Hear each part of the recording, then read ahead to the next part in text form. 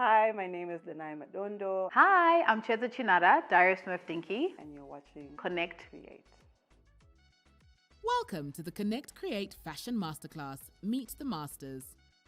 Danayi Madondo is a multifaceted fashion practitioner from Zimbabwe. Hailing from a strong lineage of seamstresses and fashionistas, Danayi was born to create and has made her distinct mark on the fashion world both at home and abroad. She is the founder of Haus, an internationally celebrated fashion line, and is also part of Black Consultants and works as a stylist and a creative producer. Chiedza Chinhara, popularly known as Diary of Smurf Dinky, is a celebrated fashion content creator and street culture influencer. Chiedza is a graphic designer at Crafted Media, a fashion blogger, content creator and stylist whose journey has seen her tell visual stories from unlikely places like the downtown streets of Harare to the desert sand dunes of Namibia. Connect Create is supported by the British Council through the Digital Collaboration Agile Grant that helps to promote and enhance the profiles of women in leadership and to support creative skills development.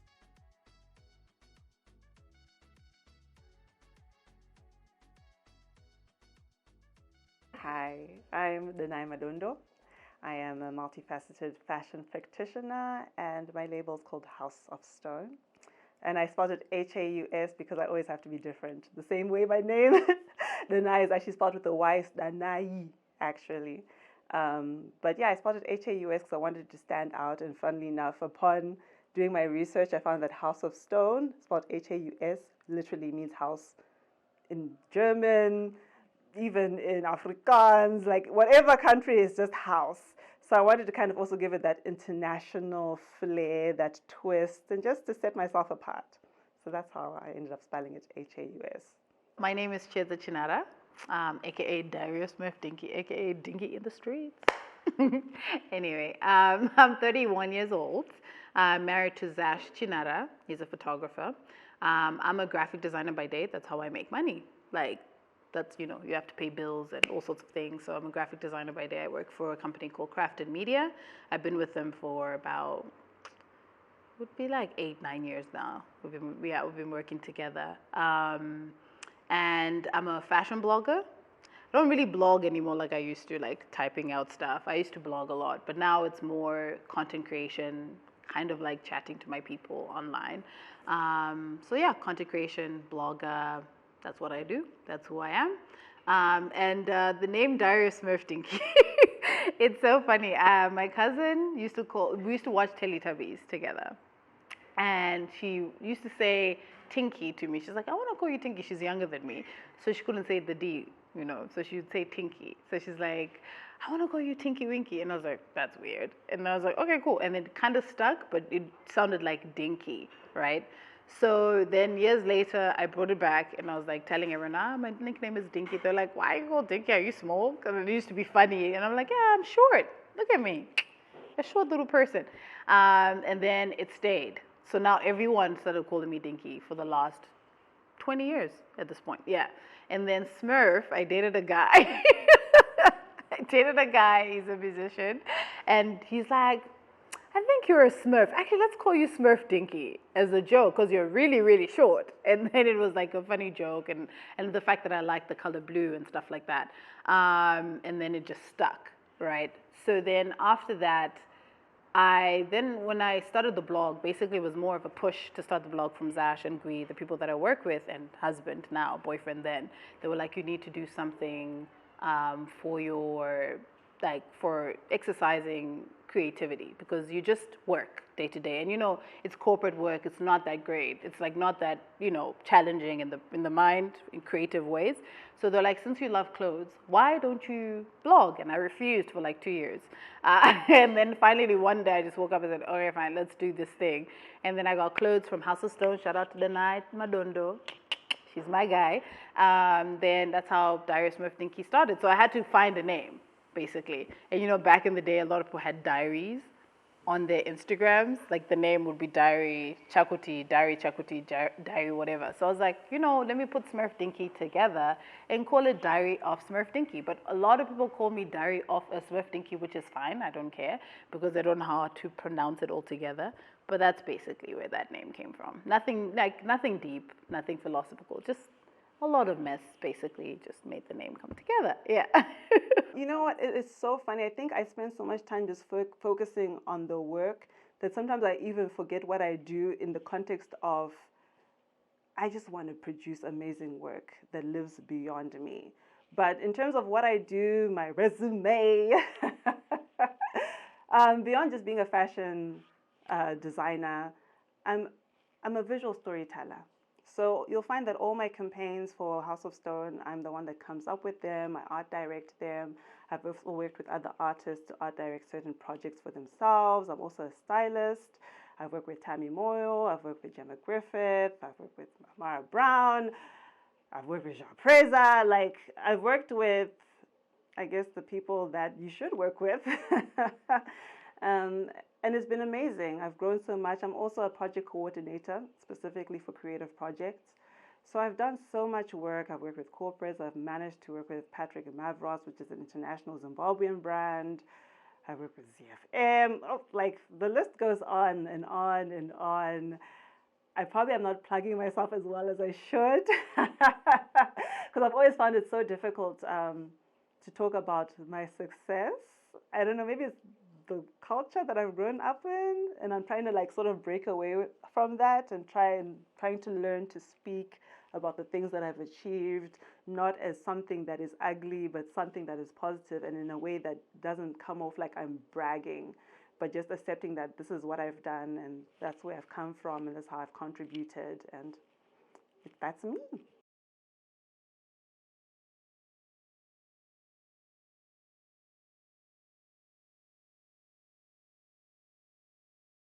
So initially, when I did my first post, I think I was just like, we'll see how this goes. Because the other thing is, it was my first time. I was skeptical about it. I was like, I don't know if my heart is in this.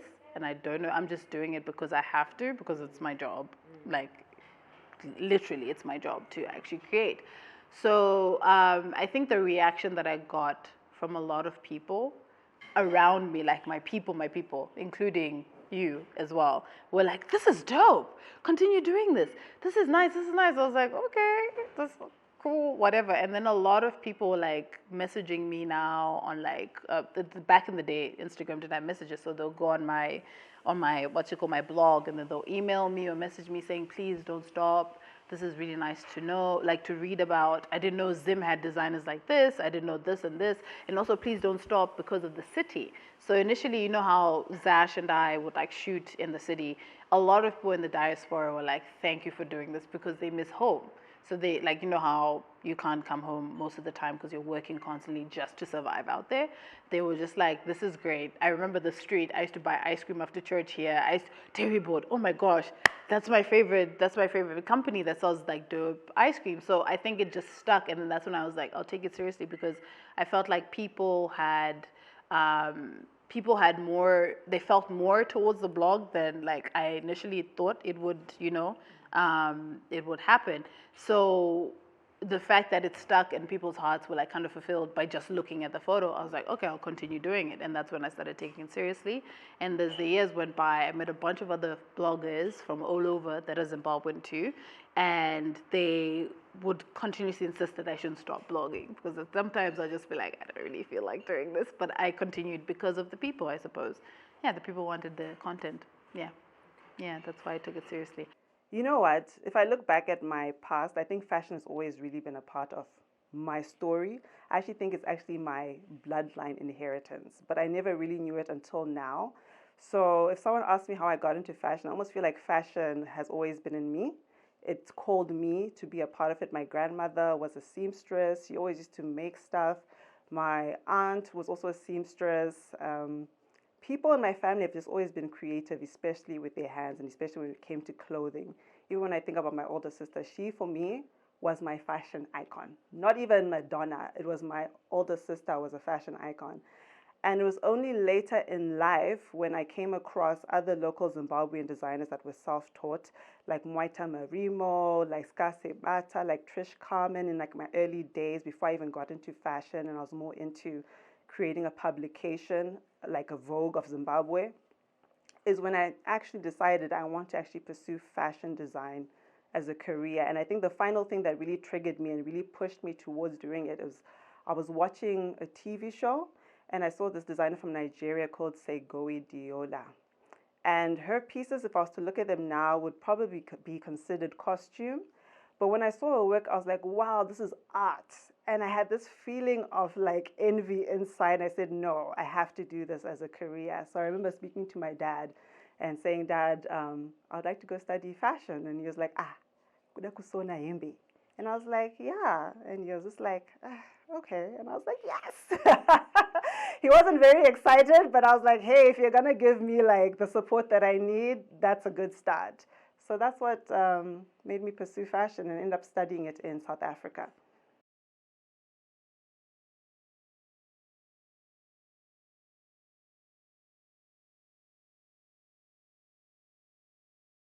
You know, it's so jarring to the system.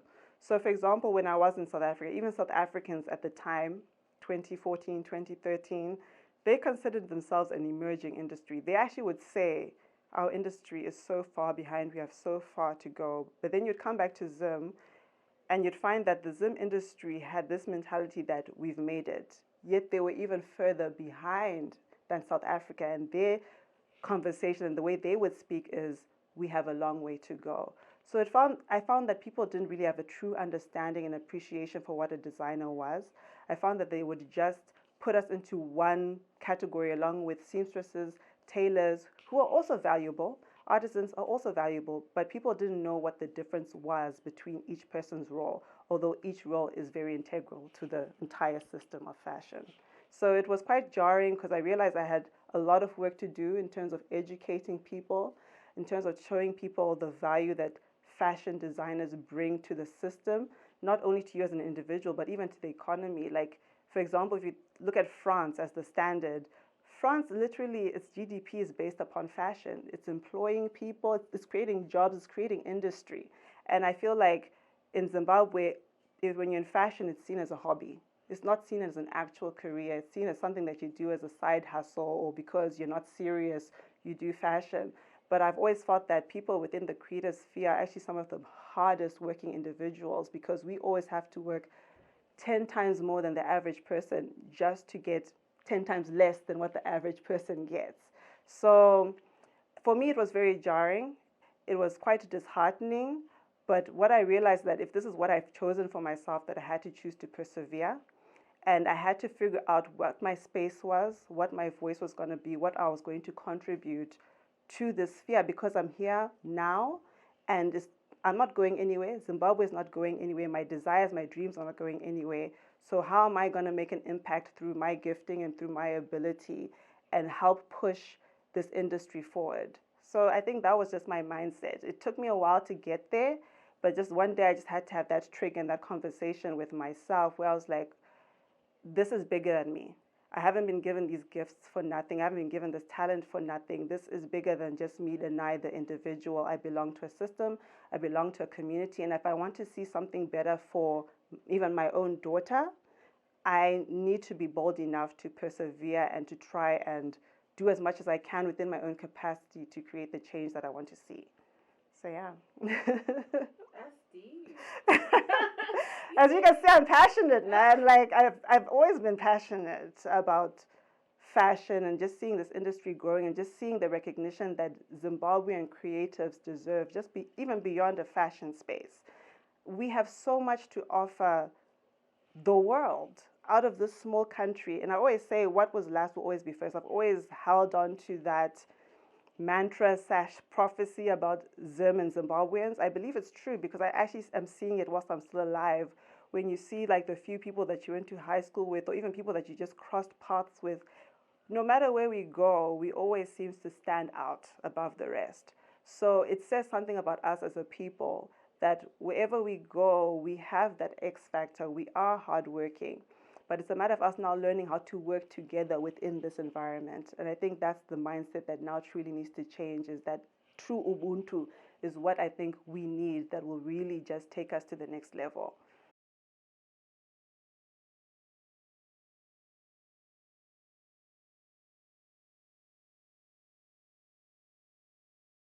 The lows are when you get celebrities that want you to style them and they don't pay, or they pay, but they pay you a minimum, or they pay to rent your stuff and they ruin it, or they don't bring it back. So those are my lows. My highs are when like Delta reached out and they were like, yo, we've been watching you for so long. You and Zach we came as a package for that Delta sponsored thing that we were doing. And it's nice because not only did I get recognized, but my husband also did because of his hard work. We have been putting like sweat and tears and heartbreaks and all sorts of things behind this product, this Darius Smurf Dinky person. You know, it's been work, it's been tough. Sometimes it's like we don't even have money. Like I remember back in the day, there's a time when we didn't have a car. So now we're using combis to go into town to do photo shoots. But we still created. We still didn't stop. It didn't mean because we didn't have a car for me to change it and all sorts of things, then it should stop. No. And it was right in the middle of Darius Smurf Dinky had just started like 2 years before. And now we didn't have a car for the next 2 years of Darius Smurf Dinky. We didn't have a car. So it was all public transport. Or sometimes we get a friend who's like, hey guys, I can help you out today. I'm free. Let me come and help you with a car. So those were the lows for me because it was harder to create because your mind is now just worried about are people watching me? I need to change. Like how do we get there? We get there with a combi and then what? Like it's just the process of being able to create was hard. And then you have artists who take stuff from you. Like this is the other problem with the creative industry that like people think, oh, I'm doing you a favor. Yet no. I, the creative, is doing you a favor because you're a singer. For you to have reached out to me to be like, can you dress me? That means you've seen something, right? So pay for it. Don't just assume, oh, because I have 100,000 followers, oh, because I am Ningirikini, it's going to pay my bills. I still have electricity to pay for. I still have to feed my cat and myself and my husband. Like, I mean, I still have a car to fix in the driveway. Like, there's so much, like, day to day. Like, you know, like people, you literally are surviving off of like so much money day to day. And someone is expecting you just to give them your talent. My talent is my talent. You pay for my talent, you know? Same way people are paying you to listen to your music on iTunes, you know? So I think I've had experiences with a lot of artists that have done that. And now I think I actually like, there's a time when I was like, I want to vent and just go online and just be like, Ningirikini. And I was like, hey, let me not do that. But I will one day talk about it because I feel like it's very important for the younger creatives because that's who they take advantage of to know that this person is not, you don't want to work with them unless you have a contract written down and they sign it. Because that's what a lot of people don't realize. Contracts are very important in that regard. Yeah. So those are my highs and my lows. But my highs are I'm still here, still flourishing. Yeah. Still creating. So at least thank God for that, you know. Thank God for the talented husband that I have who helps me create and pushes me to create. Okay, so just to touch on the Vogue part, is I did think it was a big deal. But I think in that moment, I realized that I'd always been seeking validation for my work, not already knowing that my work had value beyond it being represented in Vogue magazine. So luckily for me, or gratefully, thankfully, or whatever it may be, that I've been featured in Vogue 3 times now. And it's funny, you wouldn't really know because you might go to my platforms and you might not even see it there. And it's not necessarily that I don't want to promote myself or brag about what I've been doing or succeeding at. But for me, that's just a small success for me. And the reason why I say it's a small success for me because I want to be on the cover. I don't want to be like passing by, like she happens to be in Vogue or she was in a Vogue article. It's like, I want to be on the cover of Vogue. Then I will scream. But even in being on the cover of Vogue, it's not for the validation. It's just because I just desire to be on Vogue. It's huge. It's a global platform. But if I'm to talk about true moments where I felt like, wow, was when I was invited to showcase at the GT Bank Fashion Weekend. And that year they were focusing on creatives in industry that are leading within the African fashion sphere. And I remember being flown out there and experiencing what one would call a celebrity experience and actually having an opportunity to showcase amongst other African and international designers who I rate so highly. And I was like, I am literally in the same space, breathing the same air as you are. They have put me on the same level as you. And what that said to me was I should stop thinking small. I should stop seeing myself as less. The fact that someone has seen my work and has said my work is just as good as this person who I also look up to, whom I probably still look up to, means I need to value my own work more. I need to see the value in myself and in the things that I do, and I need to stop waiting for validation. So sometimes when we pursue validation, it can actually be very stunting to one's growth, because then you don't work towards your authenticity. All you're ever working towards is for someone to say, we approve you. So that can actually be very stunting in terms of creative expression.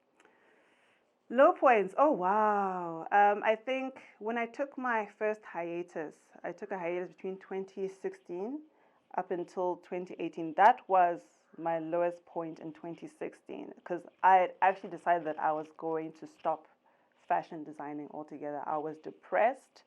I just felt defeated by the industry, by the environment. I wasn't mentally well at that time, even physically well. I was a stick back then. The industry had defeated me.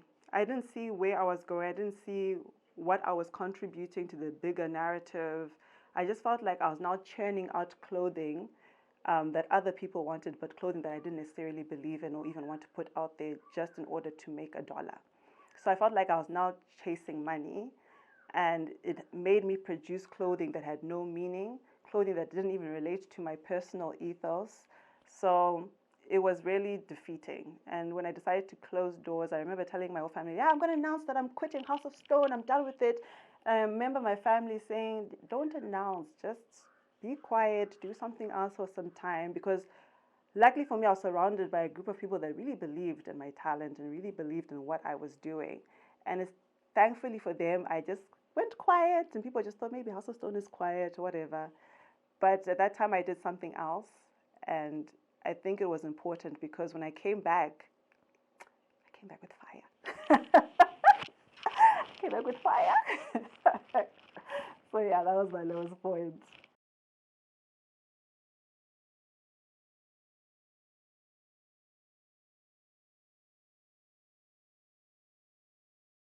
It's not enough. It's the truth. It's not enough because talent does not help you with social media. Social media is like a very, very interesting baby. I think a lot of people think it's just posting and that's it. So talent is good, obviously. It's the backbone of why you're doing it in the first place. And then from there, you then grow it. So you now become a person, not just an image. Because a lot of people want to be just seen as a what's it called, as a celebrity, not as a person. And in turn, that doesn't bring you money. Because if people think, wow, she's wearing something I can't afford, then they won't buy what you're wearing. So there's a girl who had 1 million followers in England. It was a big thing. She started a t-shirt company, and she sold one t-shirt. One t-shirt. Doesn't matter if you have 1 million followers, but are you a person? And you're talented, but are you a human being? Are you seen as a person, or are you seen as an image that you know, like, I can't reach you, I can't touch you, you're not real. So a lot of people then think, she's fine, she doesn't need the money. Because if you have 1 million followers and every time you're doing it, you're showing, I got Louis Vuittons from Louis Vuitton, that means you're fine, right? That means we don't need to give you money, because of course if Louis Vuitton is doing this for you, they're paying you, and then there's that disconnect of she's a person. So that's why it's like talent is fine, but you need to be a person. You always need to be a person. Respect people, respect the fact that you're there because of those people, not because, you just woke up and like people are like, I guess she's cool. No, you're a person. It's very important to be a human being, generally speaking. Yeah, that's what I think. So talent isn't enough. When I got into this fashion game, my mindset was my creativity is all I need. along the journey, I realized that the business of fashion is literally that. The business of fashion is 80% business, 20% talent. You'll find that sometimes not even the most successful, not even the most innovative designers will probably get more ahead financially and business-wise because they have the business savvy and they know how to market and push even a basic t-shirt. And you'll be there spending all your time on this innovative creation for months, working on this collection for months, but you have zero business acumen. So you'll just have an amazing dress that will just remain in your closet and never be seen, never be worn, and you're losing out on the business side. So it's very important that when people decide that they want to go into fashion design, but they want to own their own fashion house, that they also groom themselves with the business acumen that comes with running a fashion house, because it just goes beyond being a fashion designer.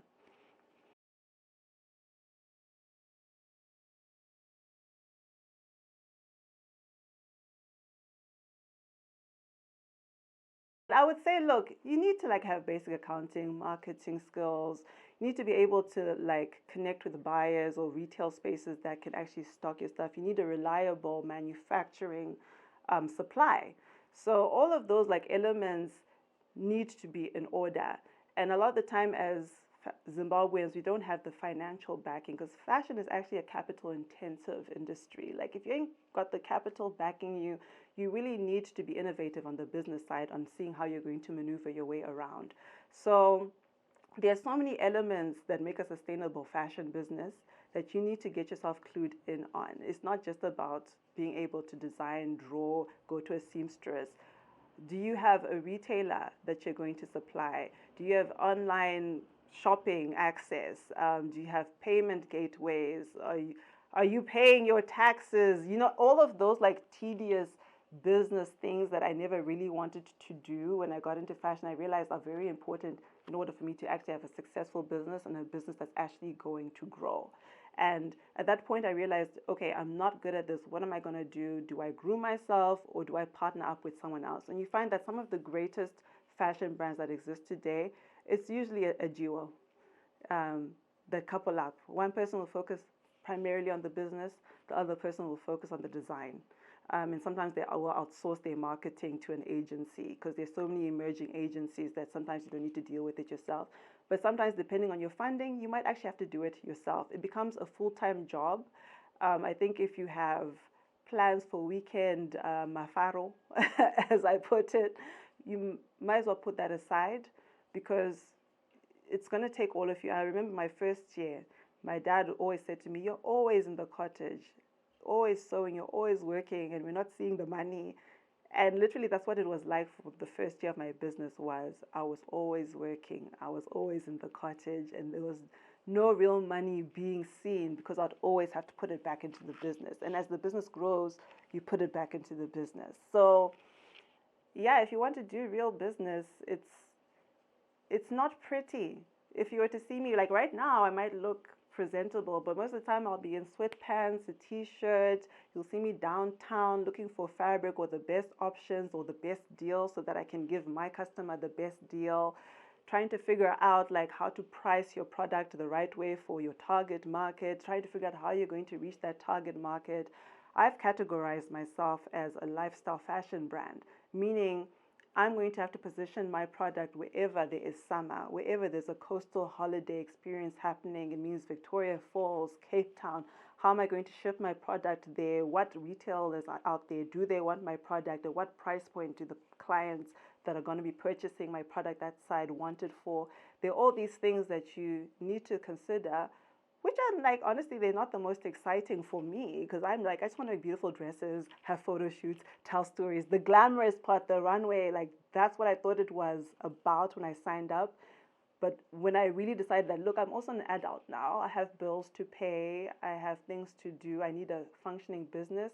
I had to figure out all those other things. So it sounds exciting, but there's a lot of work that comes into it. It's not cute and it's not as glamorous. The glamorous is 1%. Yeah. The rate card, like I had said earlier, the rate card is now you know how to price your posts. Let's say you're pricing, for me, for example, I price accordingly to if it's one post, it's priced at a certain amount. I have a specific way of pricing stuff, and then that then determines what the client wants, and then I then say at the bottom of it, it's okay if you want to do your own package. For example, you want to pick a post on my feed, a post on my stories, a video, a reel. So you then pick which one you want, and then we combine it together and make it a package. Then you pay for that package. In the process of that, what I then do is then draw up a contract highlighting what they are paying for, A, B, C, and D, and then who the person is, and then I have a witness. So, and they also have their own witness. So then you then send it to them, they sign it, they send it back to you, then they have to pay you first before you start posting. There's no deposit. It's a full payment. I never do deposits because I always feel like after you're done paying and now you're trying to haggle this person for the next half of the amount, they're nowhere to be seen. And I've seen that happen to a lot of people and to myself. So I prefer pay up front or don't work with them. That's what I prefer, because I think artists have a tendency of getting their deposit and then the client goes Z. So that's how I would give advice to that. Like, just make your contract. In your contract, highlight what you're doing, basically, who you are, your reach, your posts and your page, basically screenshot and put your page, screenshot and put your picture, the person's picture, ID number, like things like that, because it does help you along the way. And get your money first. Don't let those people take your talent for free. Yeah, don't do that. Don't do it. I did it too many times, and I will not let that happen to anyone else. Especially because artists need the money. It's how you survive. It's not like you are a lawyer and then an artist, which there are some people who are like that, who have another job like myself, but like there's some people who are just artists, and that's how they survive. So it's very important to have it written down.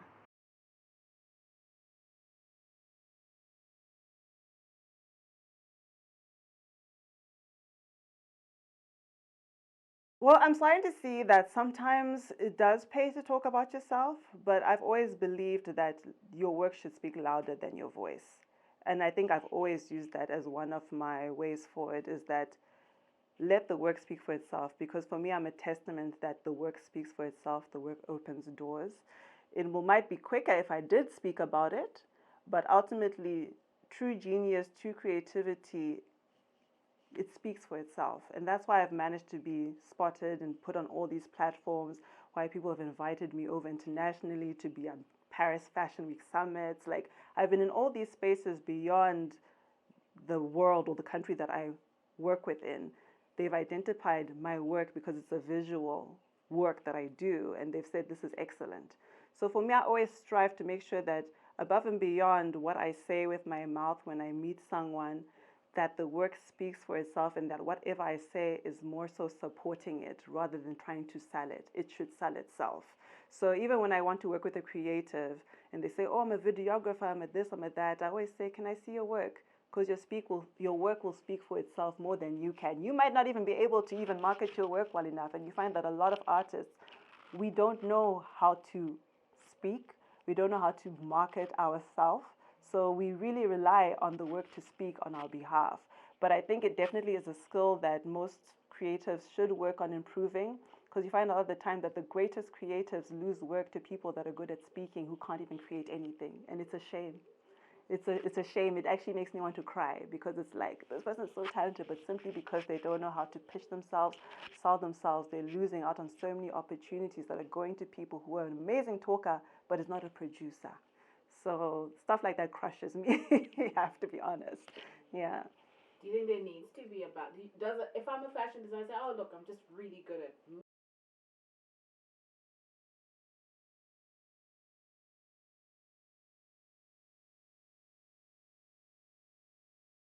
First of all, love yourself, right? So how I love myself is that I work out 6 times a week. So it doesn't have to be anything intense. I walk these days. I do 6K walks. I run sometimes. I mix it up. If I feel like doing another workout, I do that. But loving yourself within before outside is very important, because your health, your mental state is what's very important. Then after the fact, after that is done, in the morning, your routine, bathing, getting ready, I have a tendency of looking in the mirror and speaking to myself and saying, you've got this. A lot of people don't have someone to tell them they've got this, because a lot of people don't understand what this is, being an artist. So if you have friends that are in the industry, it's good to keep them close, because they will always check on you. They will always make sure like that if they're in the same space, they'll always make sure that you're also in the same space to create, to whatever. Another thing is, don't lag on creating. Don't ever stop. Don't ever feel, I know sometimes it's demotivating because you're feeling, I did this and it didn't get the reaction I wanted. Don't stop. Someone is watching. Someone is always watching. It doesn't feel like it. It doesn't seem like it, but someone's always watching. And they will come one day and they'll be like, yo, I'm here. Here's 100K. Bam. Produce. Do something. I like what you're doing. You know. Another piece of advice is that don't compare yourself to a lot of people. If you see me on social media, I try to be who I am daily. I try not to be, glamorous, whatever. And that's my page. There's nothing wrong with people who do that for a living, who are more, they show their glamorous side. But I like to be myself on social media. I think if you look at my stories, I'll tell you I went running today and I'll do a boomerang to show you this is who I am with no makeup. This is who I am, no edges laid, no, jewelry on. Like, I am me. And it's fine to be yourself on social media, because I think people need to connect with you, not the idea of you. So I try that. I try and be like a person present. I think I emphasized on that in the beginning of the interview, but I really need to emphasize it a lot more, because I think this generation is a generation that is very scarred from social media. They see someone, they compare. They see me, for example, they're like, this Han, when did she start? How did it was rough. The truth is, it is rough till now, but it was rough back then. And it's still rough till today. Every day, it doesn't seem like someone is going through it, but a lot of people are going through it. So I would advise you not to assume that, because she's smiling, she's okay. Not everyone is fine. I would also want you to, mental health, just read books, take care of yourself. See something on social media that rubs you the wrong way, unfollow immediately. If it makes you feel inferior, unfollow. Follow the people that inspire you. Follow the people that make you feel good about yourself, so that you, in turn, can then create, because you're happier. You then see someone, you go online, you're like, this makes me feel nice. I want to go and imitate this, or create something from it, or whatever. Write a poem. Do a session on like loving yourself. I don't know, something. But do not compare yourself with these celebrities or these people with the high-ranking followership, because you get lost in that. You get lost in, I'm not so beautiful because Ningirikini is beautiful. No, you are beautiful. You, with your acne, without your acne, with your bums, without a bum, you with your thighs, without thighs, whatever you are beautiful. You yourself, each day, tell yourself that every single day. I am worthy. I am amazing, and I will create what I want, not what the world tells you to create. That's another thing. The last thing that I want to say is, do not be influenced by negative social media, because there's a thing of a lot of girls then think showing skin. Like, for example, I like baggy clothes. I think I pointed this out, and if you follow me on social media, you notice that I embrace women, I embrace femininity, but I also embrace what I want. I am more Erykah Badu than I am Beyonce, if that makes any sense. But that's me, that's my choice. And it's okay if you're Beyonce and not Erykah Badu. No one cares. Like, everyone's like, that's you, we love you for you. But it's okay not to show skin. It's okay not to have too much makeup on. It's okay not to always be part of the trend that's going on. It's okay to thrift. It's okay to go Kumbare and buy yourself a pair of jeans for 10 cents. It's fine in your budget.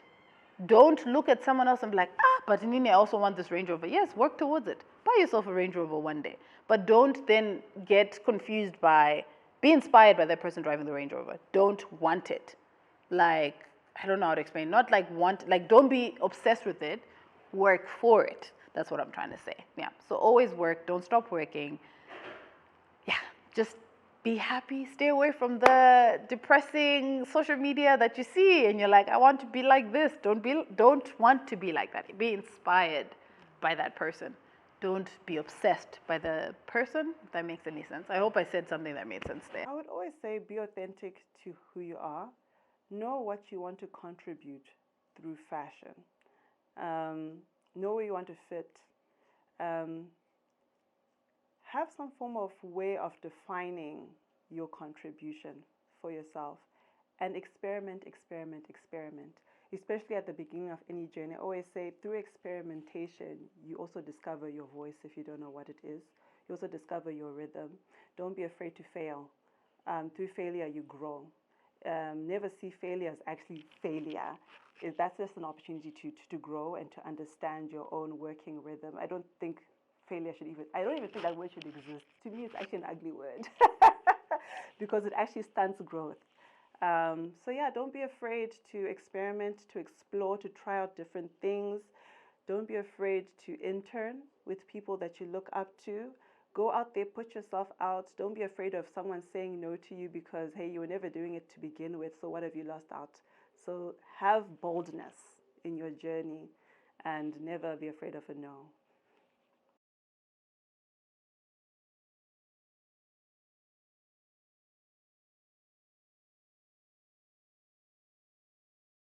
Okay, guys, so I'm a storyteller, as I said. So for me, I feel like one of my taglines is cloth to tell. I make clothing to tell stories, to impact stories, to in a sense, archive that I was here, to archive what was happening in Zim at a specific moment in time, the spaces.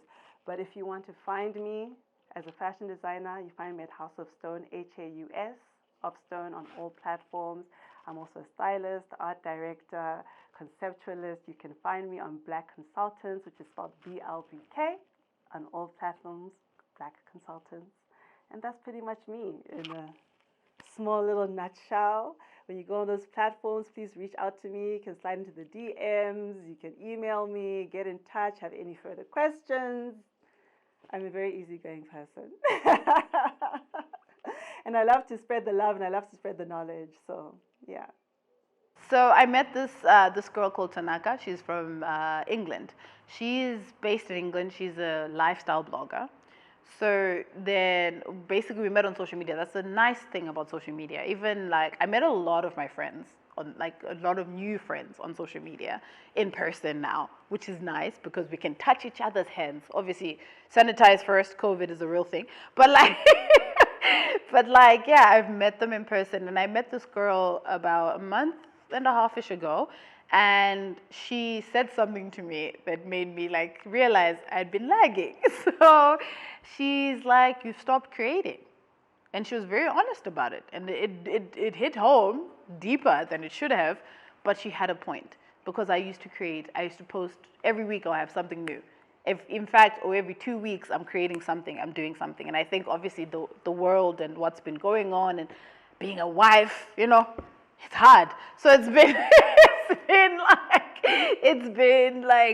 I guess I'm consumed by living right now, and she had a good point to not let myself go in terms of what I love to do. So I started creating again with her in Nyanga, and we did a photo shoot. But my new thing is to create every week. I'm going to try every single week to force my husband to create with me, to do something every single week like I used to. But what I'm basically trying to do as well is the outfit that I'm wearing, which is why I'm wearing it, which is like advertisement. I'm trying to make some clothes. Obviously, I'm not a designer by profession. Don't put me on the hierarchy of, you know, Chiedza, Haus of Stone, patched bags. I'm not there. I'm just an imitator who like sees something and says, I want to wear this, and then I'm gonna get it made. So that's what I want to do. I just want to create clothes that I like to wear, that I'm comfortable in. And I'm hoping in the next month I'll have some samples to post and have people look at, and if they want some, I'll create that. That's what I've been working on. And obviously day-to-day life, graphic designing, meh. Yeah, that's it. Where do people find you? People find me on social media, Diary Smurf Dinky on Instagram. If that's hard to type out, which is I understand because it's very long. You can find me under Chiedza Chinhara on social media. Yeah, on Instagram. I am on Facebook, but like Facebook is more for family, but I would prefer you guys to follow me on Instagram. Yeah. And Twitter. I'm on Twitter too. Don't really use Twitter, but yeah.